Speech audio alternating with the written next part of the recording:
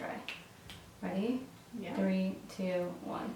Hey everybody, it's Melissa And Stephanie. and today we are bringing back Q&A Tuesday. I know we have not done one of these in a very long time. A lot of you guys have been requesting that we do more sit-down, chatty videos with you, so we thought that this would be a good way to reintroduce those onto our channel. So we went to Instagram and got a ton of questions. We obviously can't answer all of them because number one, we like to ramble, and number two, that would take forever. So we have 14 questions. We want to get through all of them, but we don't want this to be so super long that people decide not to watch all the way through. So without further ado, here are the answers to your questions.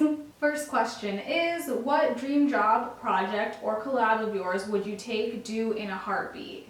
So for me, my dream job collab, I would drop everything in my whole entire life to do this, would be to do any kind of work with Viceland or ID. I love everything that they create. I don't care if they're like, oh, all you're gonna do is like grab us water all day. I would do it. But I would love to work on a show with them is what I would really love to do, but I don't care. I would do anything. We'll start from the bottom. I'll start from the bottom. And I would be happy doing that. I would probably want to do something in production just to get more of a feel for it. I know that's like not a, entry-level job, so definitely work my way up, but something in production with, I don't know, maybe like Thrasher or like Vice or something with Vogue or even Teen Vogue, something along those lines. So the next question is, how do you get yourself out of a creative slump? I know recently I have felt like I was in a creative slump. I didn't know what I wanted to make. I wasn't sure if people were going to like what I wanted to make. But the best way for me to get out of it is just to make something. It doesn't matter what it is. Even if I'm working on a project that I know the video isn't going to be all the way done for a while, I still need clips. I'm still filming different parts. I have to be working on something because if not, I just sink more and more into that slump. I feel like I'm kind of the opposite of that. If I'm in a slump or something's not going the way that I want it to go, I have to remove myself from it. If I'm editing a video and it's just not turning out right, I have to step away from the computer and do something else, take a break, because then the fog that's, wrapping my brain, it kind of dissipates and I see a clearer image, I guess. So our next question is, would you ever go back to school to study fashion or film or something like that? I would 110% go back to school and get my bachelor's degree. I'm not sure in what exactly, and that's one of the reasons why I haven't gone back to school, because I don't think getting into debt for school or for a degree that I'm not 100% sure of is really a great option for me, but I would for sure go to school in something, maybe in video. I think I would go back to school for film. I like learning about a lot of different things, and I want to have, knowledge in like all areas, but definitely go back to school for sure. Yeah, I agree. So this next one is a really good question. It's actually a question our friend Ayana asked us. Out of all of your videos thus far, which one are you the most proud of? That's kind of hard because I stand behind the content that I create, so I'm usually proud of anything that I put out, especially if I know that it took a lot of time to film, to edit, and I had a really clear vision. But one that really comes to mind right off the bat is probably our Mother's Day tribute, just because it really took a lot for us to film it. I know we were kind of like iffy about if we wanted to put it out because we felt vulnerable, but I really love that video. I like that video, but even after watching it and putting it out there, there's things that I would have changed about it, and I think I'm super critical of the work that we put out, but that's probably, just because it has so much meaning behind it, that's the one that I'm most proud of. Our next question is, favorite activity you've done this summer or early plan on doing this summer?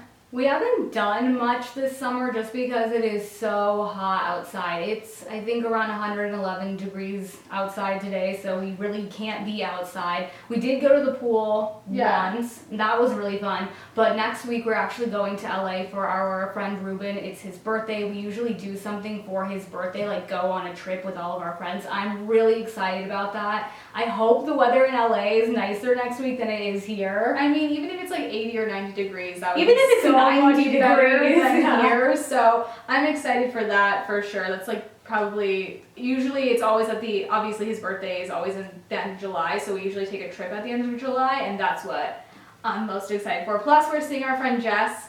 Hi Jess, if you're watching this, I haven't seen her in so long, so I'm excited. So the next question is, do either of you follow the minimalistic movement? If so, do you limit fast fashion purchases to opt for thrifted finds?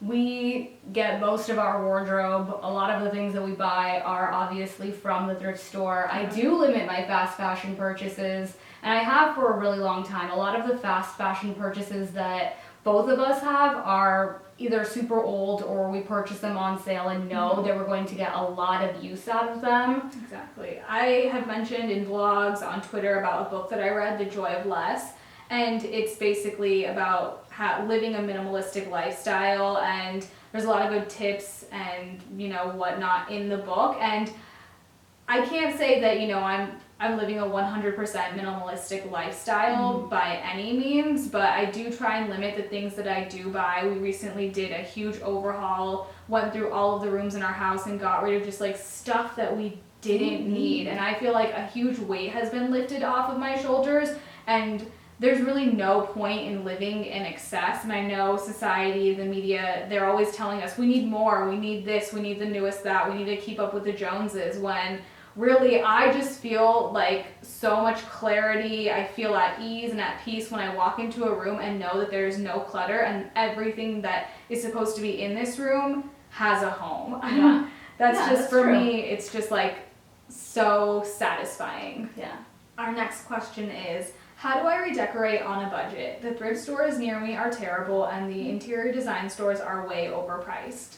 I see that a lot. A lot of you guys tell us that your thrift stores aren't as good as ours. I think we're pretty lucky. Yeah, for sure. I know Craigslist. I've gotten some really good furniture off of Craigslist. And then there's a lot of different apps. I know OfferUp is one of them. I've seen people that I know get really good furniture off of there.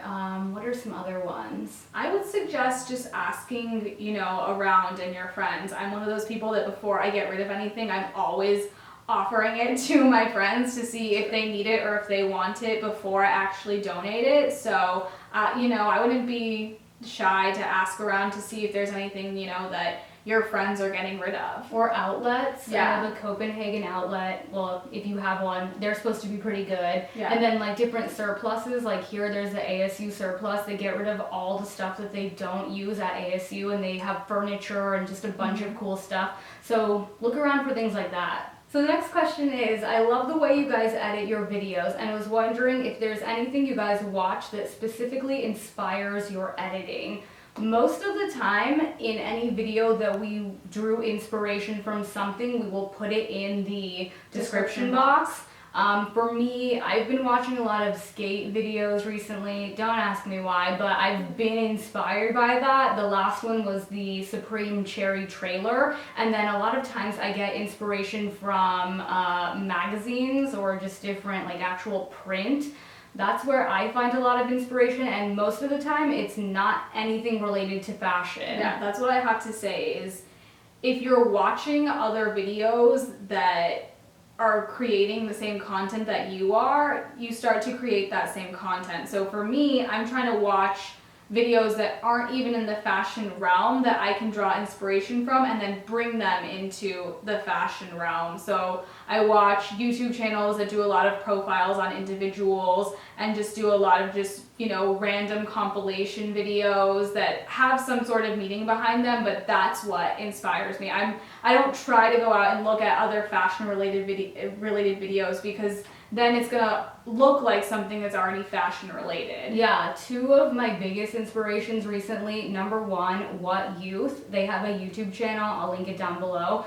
They also have a really great website. They have a really cool series called Lizards of Summer, which is I don't even know what it is about it, but I love watching it. And then number two, actually three. Number two, That's Chic, Rachel. She has a YouTube channel. If you're not watching it, please watch it. She makes amazing content. But then number three, her boyfriend, Weston James Palmer. Oh my goodness, so creative. Everything from his website to the video work that he does to his Instagram, there's a clear vision, and you can see it across the board on everything that he does, and love and respect that. I think he's an amazing creative, so check those 3 out. For Steph, would you ever consider cutting your hair as short as Melissa's? For Mel, would you consider growing your hair out as long as Steph's? No. Nope. Not gonna happen. I actually want to get my hair cut, but the last time I got my hair cut short, it looked really bad. I took a picture of Alexa Chung with me to my hairdresser. Ooh. Horrible. So I want to get it cut shorter. I feel like right now it's a little bit long, but it would probably never that length. Yeah, that's a little short for I would never grow my hair out. It's not even an option I would consider. Next question, if you could have any superpower, what would you choose, and would you use your power for good or for evil? I would obviously use my power for good, and I know the superpower that I want, because when anybody always says, what superpower would you choose? I always know, teleportation. Okay. I would probably want to read people's minds, but use it for good. That, I don't know. Maybe not, because why should I be... Yeah, that's kind of weird. You just said it was a good idea. Next question is top 3 thrift spots in AZ and top 3 fave restaurants in AZ. Top 3 thrift spots, Savers on Northsight, Goodwill on Guadalupe, and Goodwill on McClintock. Those are all the ones in our area. And then restaurants, we have 4. AZ88, you're paying for the ambiance, the art, and the dipping fries. True. Shabu Fondue, food is amazing, go with a group of friends. Mm-hmm. And then the 2 brunch spots, number 1, Switch, so good. And number 4, the best, hands down, the wait is 45 to an hour, but it's worth it, Snooze, so good. You went from number 1 to number 4. Did I? Yeah, but it was good. So this next question we've received numerous times, and we could make an entire video talking about it, but we're going to answer it right now. I've been thinking about getting an undercut. What are the pros? What are the cons? So the pros, when you have your hair down, you can't even see it. We have very thick hair, so it keeps us cool during the summer. I know, hopefully it keeps you cool. I'm still kind of hot, but you know, it does a good job at keeping me cooler. I would say the only con to it is that you have to shave it, obviously. Mm-hmm. Some people get undercuts for the look, which is totally fine, but your hair grows back, and once it grows in, you'll start to see it. So I would say you have to get it shaved every 2 weeks if you want it to look fresh and clean. So buy your own clippers. We do it at the house. Melissa gets hers shaved when she goes to get her haircut. Oh.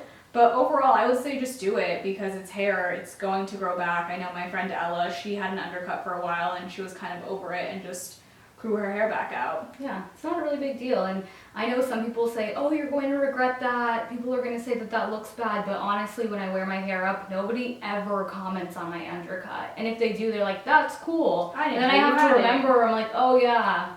So the next question is, are you still looking to feature other fashion-minded individuals on your channel?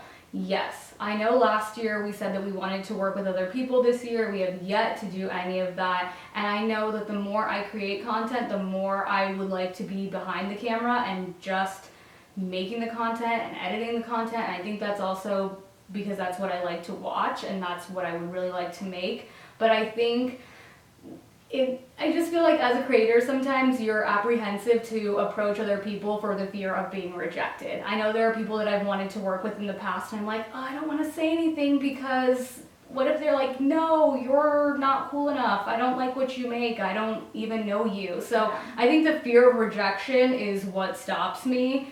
But yeah, I would love to. I would love to work with other people, always, all the time. So this is going to be our last question. What happened to your saline bags? Do you still wear them, have them, or did you sell them? Was it worth the investment? It's a really good question. We both still have them. Mm-hmm. I don't carry mine because I think I carried it for such a long time and I love the bag so much that I just kind of, I don't know, got tired of it. I bought it, I think, primarily because everybody else had saline bags and I thought I had to have a saline bag. I still definitely love the bag. I will carry it every once in a blue moon, but I wouldn't purchase another designer bag. I think it was worth the investment for you because you bought it in Paris, so it's always going to have that tie. And for me, also you saved up your money for a long time to purchase that. For me, you know, I did get a lot of use out of it. I would still in the future wear it. I feel like it's kind of like a timeless piece. Yeah, It can go with a lot of things, but I don't necessarily regret buying it, but at the same time, I'm like, I could have probably used the money towards other Something things, else, but yeah. it kept it in savings, who knows, but definitely, you know, still do like the bag.